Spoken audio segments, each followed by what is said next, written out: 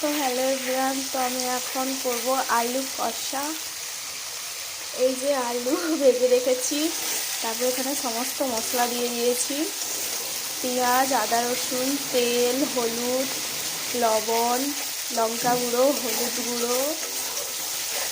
Sorry আমি তো আগেই বলে দিলাম যে হলুদ গুঁড়ো দিয়েছি। তো গাইস দেখতেই তো পাচ্ছ মশলাটার কালার কেমন হয়েছে। আর কাশ্মীরি লঙ্কা গুঁড়োও দিয়েছি গাইস, তার জন্য এত লাল লাল লাগছে। আর আমি একটু ঝাল ঝাল খেতে পছন্দ করি। তো গাইস এখন মশলাটা থেকে তেল ছেড়ে দিয়েছে, তো এখন আমি আলুগুলো দিয়ে দিব।